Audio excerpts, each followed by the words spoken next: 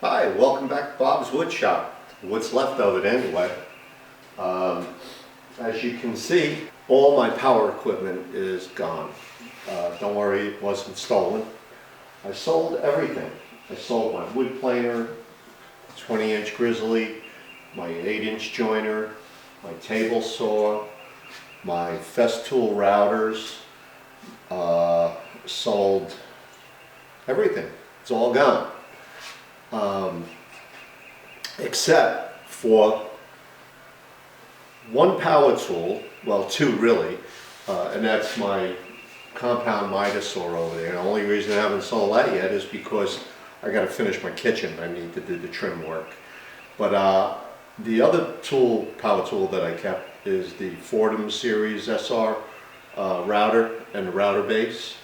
But other than that, all I've kept is my hand tools. I've got 4 or 5 wood planes, a mallet, a really nice set of Lee Nielsen chisels, and that's about it. That's all we got left. Oh, and some hand saws. So I haven't decided which way I'm going to go yet as far as woodworking. I really would like to continue to do that, but I'm not sure what fashion I want to do, what kind of woodworking I want to do, whether it be carving or smaller projects that does not require a whole lot of power tools. And quite frankly, I hated the noise. Whenever I got a chance, I would do anything I had to do that I could do with hand tools, I would do it. And got a lot more satisfaction out of it and a tremendous amount more of accuracy. I'm kind of glad they're gone because it cleared out the clutter, it cleared out my head as far as what I need to do to move on and move forward in my creative process. So I'm looking for some ideas. I thought about carving.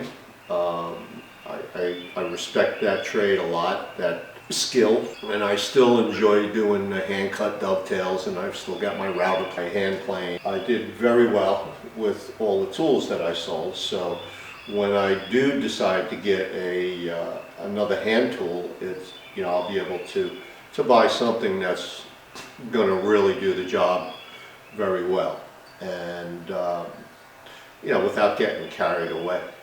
So I'm going to pose a question. If you didn't have any of your power tools, or they disappeared, and you still knew you wanted to do woodworking, what kind of woodworking would you do? Would you do carving? Would you do traditional handcrafted joinery, build boxes, or things like that? One of the things that I had considered was everything that I had here was really geared to making large pieces of furniture. And I can't move that stuff around anymore by myself. And it's hard to sell for the price that you have to get. And quite frankly, everybody has something that I've made in the family and friends, and I know they don't want any more cutting boards, even though I've still got about 10 to 12 of them still sitting here. Then I'm going to hold on to them for a while. But yeah, it's a different feeling. Not being able to come out here to, well, I come out to the shop, but not coming out here and turning on a table saw and cutting up some wood or jointing or planing boards and stuff. And I really don't miss it. At first it was a little bit of a withdrawal system, but I don't miss it at all right now. I even sold all my about 400 or 500 board feet of lumber that I had sitting around there. And I wanted to clear it out, everything. I still got, like I said, traditional hand tools, and I'm going to keep those, and I'm going to go ahead and continue working on a few of the projects that I started. This Pennsylvania spice chest, don't need any power tools to do that. I can cut the door parts and the drawer parts out of using a good handsaw, and the dovetails were going to be hand-cut dovetails anyhow. The drill press I had it had some run out. It just was not, you know, if you put a Forstner bit in it, the hole size was not the same size as the actual Forstner bit. It was a little bit over, a couple thousandths, 3, 4, 5 thousandths over. So there went that accuracy. I'm looking for more than that, which you can do with a hand chisel and a mallet and a chisel. So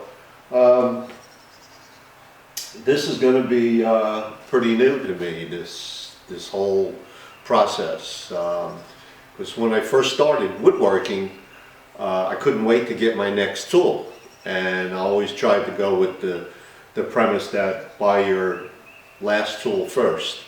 And I spent a lot of money, and I'm feeling like maybe that money was really wasted in the beginning, buying a 20-inch planer. Typically I don't really work on anything that's 20 inches wide. I don't build the big furniture anymore. And same thing with the drum sander. You could run a 40-inch wide piece of a plank or board or whatever through it, and I just don't have the need for that kind of magnitude of pieces of wood to run through that. And I've always ended up going back over everything with either a smoothing plane or a card scraper, and you just seem to get a better look at the dimension of the wood, and the grain popped out a lot better using those tools. And so there it is. Call me crazy, but that's where we're at.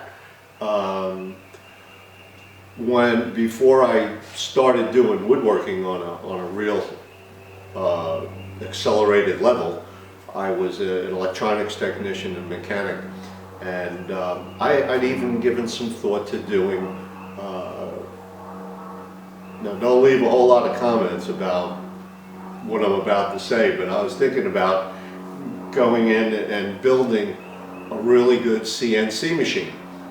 And then I'd probably sell it when I was done, but I want to use my time to do new things. I don't want to keep doing the same old thing. I want to expand and broaden my knowledge and my skill levels on different things. So any ideas, leave them down there in the comments, and we'll chat about it, or I'll go over it in the next video. I'm doing a lot of research on things, looking for things that that I can really sink my teeth into. I was doing the marquetry, and I even sold the Chevrolet. Someone actually knew what it was and what it was used for, and I did very well on it. And so anyway, there it is. Now that my shop is cleared out, my mind is cleared out, now I can really focus on, well, what do I want to do now? It looks like it's still going to be woodworking, but I'm not really sure what I'm going to do in that respect. So help me out, give me an idea, and we'll go over it next time. Thanks.